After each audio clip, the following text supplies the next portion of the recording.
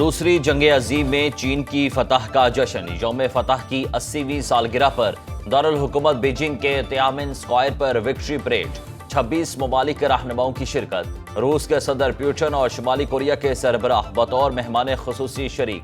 شہباز شریف بھی تقریب میں شامل ہوئے۔ چینی صدر نے وزیر اعظم کا استقبال کیا۔ ڈرون، لڑاکا طیاروں، ہیلی کاپٹر اور ہائپر سونک میزائلوں سمیت جدید ترین جنگی ساز و سامان کی بھی نمائش۔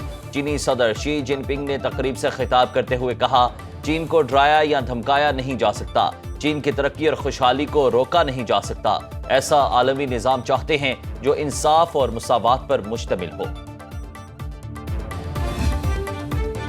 اور روس بھارت تعلقات سے کوئی مسئلہ نہیں، پاکستان بھی روس سے بہترین تعلقات اور دوستی کا خواہاں ہے۔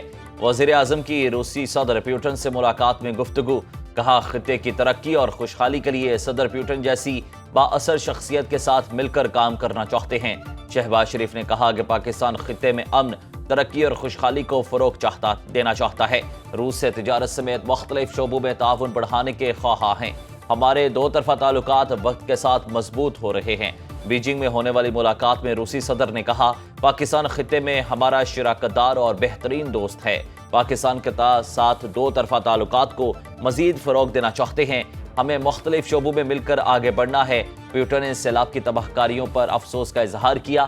فیلڈ مارشل سید عاصم منیر، نائب وزیر اعظم اسحاق ڈار بھی ملاقات میں موجود تھے۔ شہباز شریف کی روسی زبان میں بھی گفتگو۔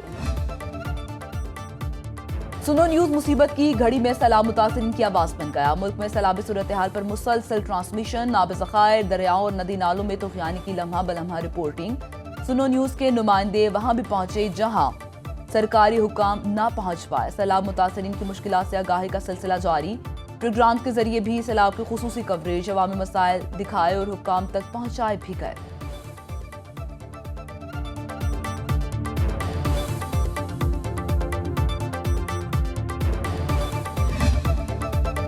وزیر اعظم سیلاب متاثرین کی امداد اور بحالی کے لیے پرعزم۔ بیجنگ سے اجلاس کی ویڈیو لنک کے ذریعے صدارت چیئرمین NDMA پنجاب، سندھ اور خیبر پختونخوا کے چیف سیکریٹریز کی وزیر اعظم کو بریفنگ۔ حکام نے بتایا، دریائے راوی، چناب اور ستلج میں طوفانی کی مسلسل نگرانی کی جا رہی ہے۔ ڈیمز اور بیراجوں کی ریگولیشن جاری۔ شہباز شریف نے چیئرمین NDMA کو صوبائی ڈیزاسٹر مینجمنٹ اتھارٹی سے مکمل رابطے میں رہنے اور صوبائی حکومتوں کو ہر قسم کی معاونت فراہم کرنے کی ہدایت کی۔ اسحاق ڈار سے یورپی یونین کی نمائندہ کایا کلاس کا ٹیلی فونک رابطہ۔ یورپی یونین کا سیلاب متاثرین کے لیے فوری طور پر 35 کروڑ روپے ہنگامی امداد کا اعلان۔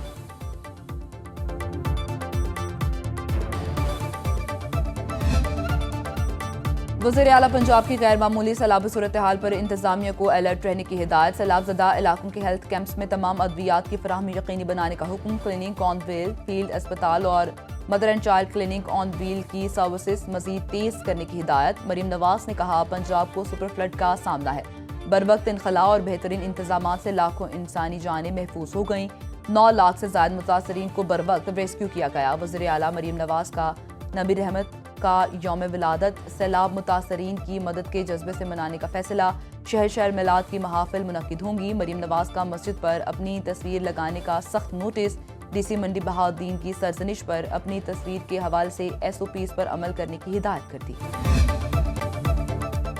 علی امین گنڈا پور نے کالا باغ ڈیم کے بعد ملک میں صدارتی نظام کی حمایت کر دی۔ کالا باغ ڈیم کی حمایت میں بیان پر PTI بٹ گئی۔ اسد قیصر نے کہا، یہ پارٹی پالیسی نہیں، ذاتی رائے ہے۔ ہم نہیں سمجھتے اس وقت کالا باغ ڈیم بنانے کی کوئی ضرورت ہے۔ پارٹی چیئرمین بیرسٹر گوہر مخالفت سے گریزاں، کہا کالا باغ ڈیم بننا چاہیے مگر اتفاق رائے ضروری ہے۔ پیپلز پارٹی کے رہنما نثار کی جانب سے کہا گیا کہ سندھ، بلوچستان اور خیبر پختونخوا کالا باغ ڈیم کی مخالفت کر چکے۔ خیبر پختونخوا اسمبلی کالا باغ ڈیم کے خلاف قرارداد منظور کر چکی۔ نون لیگ کے بیرسٹر عقیل ملک اور عظمہ بخاری نے علی امین گنڈا پور کے بیان کی حمایت کر دی۔ وزیر اطلاعات پنجاب کہتی ہیں، اگر ملک میں ڈیم بنے ہوتے تو ایسے حالات نہ ہوتے۔ تمام صوبوں کو ڈیم پر بیٹھ کر فیصلہ کرنا ہوگا۔ شاہد آفریدی نے بھی نئے آبی ذخائر کے لیے آواز اٹھا دی۔